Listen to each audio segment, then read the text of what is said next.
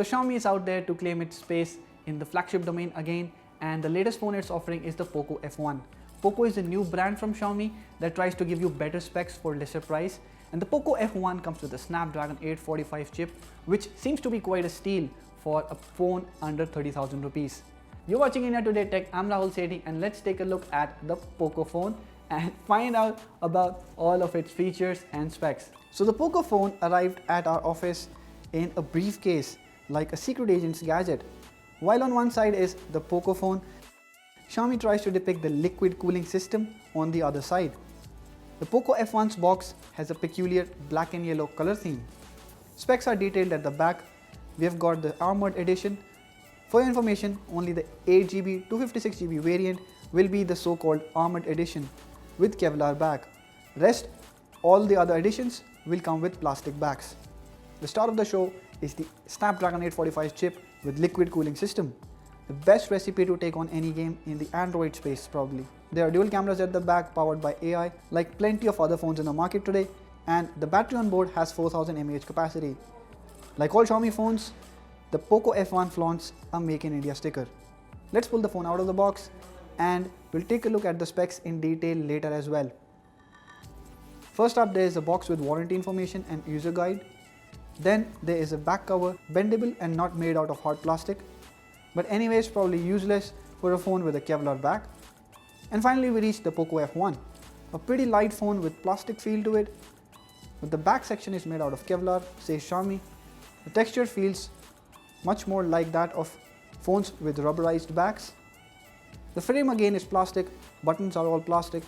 At the back you do find a hint of metal in the camera and fingerprint scanner units. A Type-C USB port goes at the bottom, and the primary mic must be hidden somewhere in the pseudo speaker grill.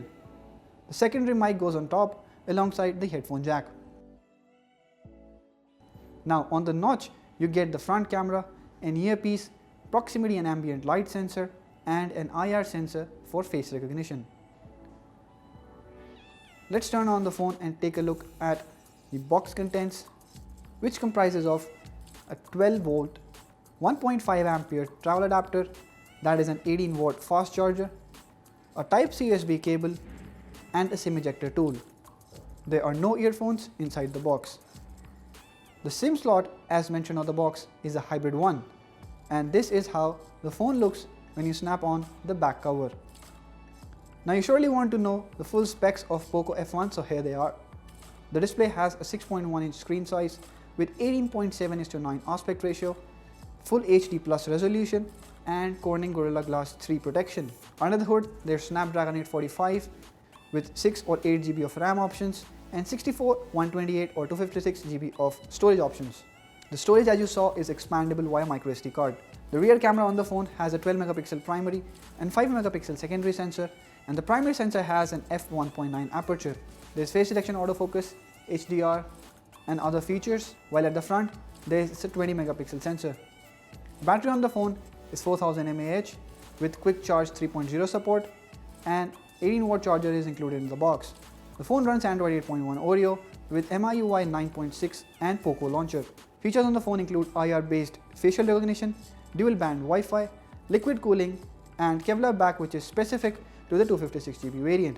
Now most phones nowadays try to give you a very premium look and feel, especially the ones that pack higher-end hardware, and they'll try to give you a metal and glass design with very beautiful and elegant looks.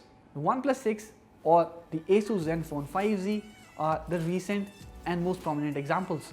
But the Poco F1 makes do with plastic. As we saw, whole of the phone is made out of plastic, and there are two big reasons for this. One, Xiaomi wants to make it a gaming phone, so if a phone heats up too much, metal is not the best material for a phone to have as per Xiaomi. And second is the obvious reason of cost cutting. Plastic phones are not only cheaper but also easier to make. This allows Xiaomi to cut corners in the build material and utilize all that to give it better specs. So an obvious question you would ask is the phone sturdy enough? Well, during our use, we didn't find any problem with the build quality. It's sturdy enough to take your daily grinding. It may not feel reassuring in the hands, but the build quality is not bad. Ergonomically also the phone is quite nice. It's not very tall like many 18:9 phones, but it's also wide enough to give you a good wide grip.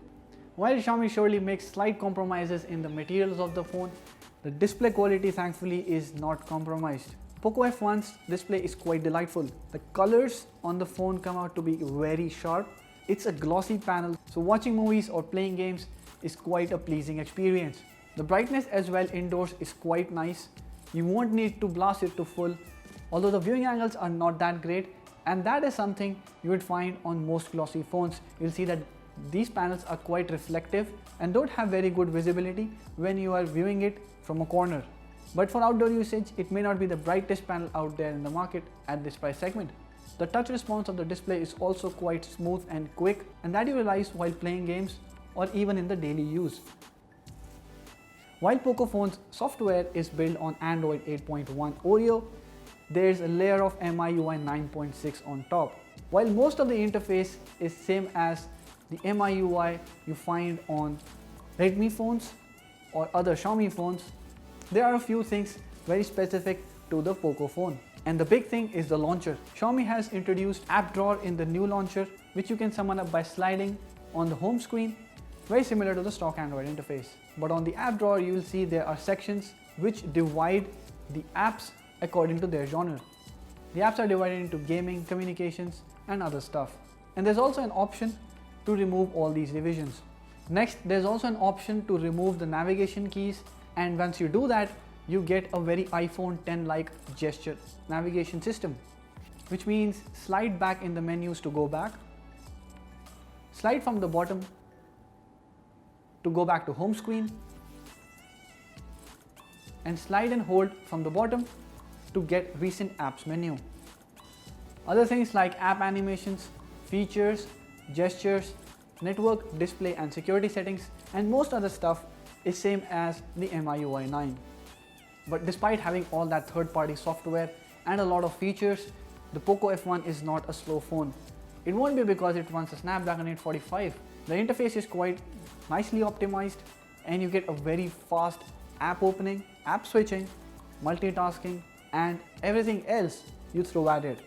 We did some gaming on the phone as well, and it works flawlessly. Asphalt 8 has amazing graphic rendering, and we didn't experience any frame lags or slowdowns while playing the game, and the phone also manages to remain cool. Even if it does heat up, you won't really feel it getting hot, and the plastic frame and liquid cooling are two major reasons for that. Though metal phones that have liquid cooling also don't heat up that much, but once they do, they get so hot that they're difficult to hold. Such is not the case with the Poco F1. Now, one sad thing is that the phone comes only with single speaker, though you get dual speaker grills, but there's only single speaker on the phone. And the placement of the speaker is also such that while playing games, you muzzle most of the audio. Otherwise, the speaker is quite loud and has good audio reproduction.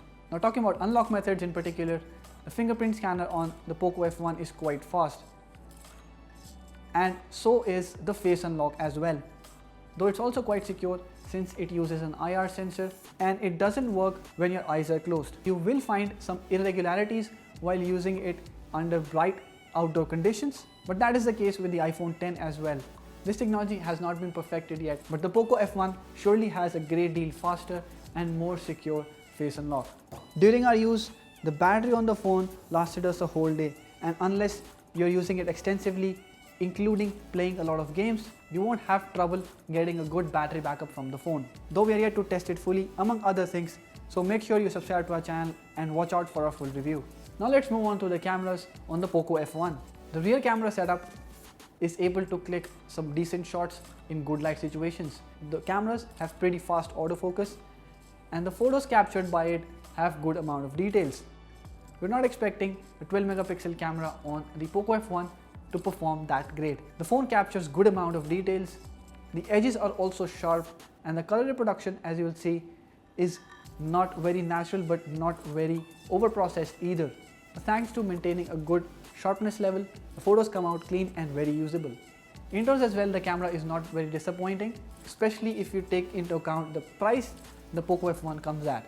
The noise is highly contained and you don't see any light bleeding from the artificial light sources. The front camera is probably the same as what you get on the Redmi Note 5 Pro. You'll get usable selfies both in good light and low light conditions, though it tends to brighten the face in low light despite turning off the beauty mode. So Poco F1 though fully made out of plastic, is quite an amazing offering from Xiaomi.